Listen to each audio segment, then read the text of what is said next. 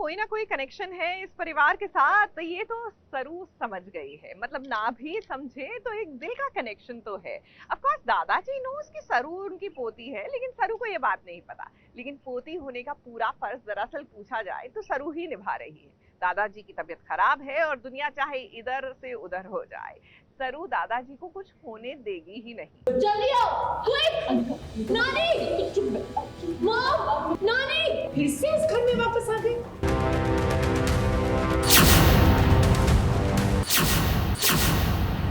जानते हो ये क्या है? अब सारा सच सबके सामने आ जाएगा और पता चल जाएगा कि उस दिन हुआ क्या। सरू ने जो तेल कटोरी में निकाला था उसमें किसी ने बहुत तेज केमिकल मिलाया था। अगर सरू को ऐसा कुछ करना ही होता तो वो पूरी बॉटल में ही मिलाती। इसलिए ये बात तो तय है कि सरू पूरी तरह निर्दोष है। दादी बनी जासूस। वाह दादी, आप जासूसी कर सकती हैं, ये तो कभी सरू ने सोचा ही नहीं होगा। लेकिन अच्छा है, दादी को ना ये करना बहुत जरूरी था। अब दादी के ही घर में क्या क्या नहीं हो रहा है। फिर दूसरे लोग आकर दादी की पसंदीदा पोती पर इल्जाम लगाते हैं तो दादी थोड़े ही छोड़ेगी। वो ऐसा कुछ भी नहीं कर सकती जिससे दादाजी को नुकसान पहुंचे या किसी तरह का दर्द हो।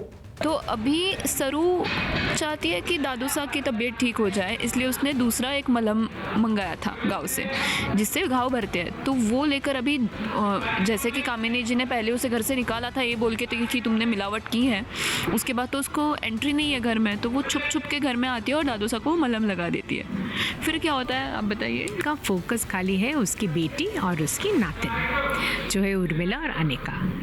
तो वो चाहती है कि इस घर में जो जायदाद है, प्रॉपर्टी है, सब कुछ इन दोनों को आ जाए। तो सरू जो गांव से आई है, सरू हैज बिकम अ थ्रेट। अब सरू तो सीधी सादी है और बहुत सयानी है। दादी और दादाजी ये बात जानते हैं। अब सरू चाहती है कि दादाजी जल्दी से ठीक हो जाएं, इसीलिए उसने एक गांव से एक तेल मंगाया था। उस तेल से मालिश करने से दादाजी ठीक हो जाएंगे जल्द से जल्द। और दादी जानती है कि सरू कभी भी किसी का बुरा नहीं कर सकती है। फिर ऐसे में दादी ने सोचा कि चलो तेल की जांच पड़ताल कर ली जाती है। सरू ने जो तेल कटोरी में निकाला था उसमें किसी ने बहुत तेज केमिकल मिलाया था। अगर सरू को ऐसा कुछ करना ही होता तो वो पूरी बॉटल में ही मिलाती। इसलिए ये बात तो तय है कि सरू पूरी तरह निर्दोष है। अब कामिनी का ये सब किया धरा है। कामिनी ने ही सरू को घर से बाहर निकाल दिया था और अब देखिए कामिनी को लगा कि उसकी चोरी पकड़ी जाएगी तो कैसे मगरमच्छ के आंसू निकाल रही है और सरू को गले लगा रही है। अरे अरे अरे, मुझसे इतनी गलती कैसे हो गई? हमारी आस्ती में सांप निकला और मैं इस बेचारी लड़की को इल्जाम लगाया।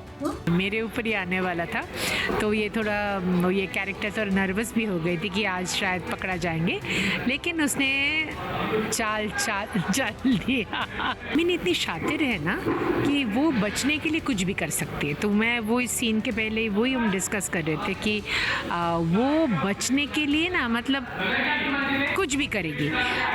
जैसे उस किसी के ऊपर डाल दिया, और चाहिए तो अन्नपूर्णा जी को इम्प्रेस करने के लिए मतलब सरू को गले लगाना क्या था। मेरे हिसाब से मैं जब खड़ी थी सेट सीन में मुझे लग रहा था वो शायद उसका पैर भी पड़ जाएगी। अब सरू एक स्वाभिमानी लड़की है। उसके साथ जो हुआ वो सच में ठीक नहीं हुआ, इसीलिए उसने दादी सास से कह दिया कि मेरा प्यार आप लोगों के लिए जैसा था वैसा ही रहेगा। मैं हमेशा आप लोगों का आदर सम्मान करूंगी, लेकिन अब इस घर में नहीं आऊंगी। देव भी यहाँ पर मौजूद है। फिलहाल देव ने कुछ कहा नहीं। अब देखते हैं कि सरू क्या अपने घर में वापस आ पाएगी या नहीं। मुंबई से कैमरामैन सुजीत मिश्रा के साथ एबीपी न्यूज रिपोर्ट।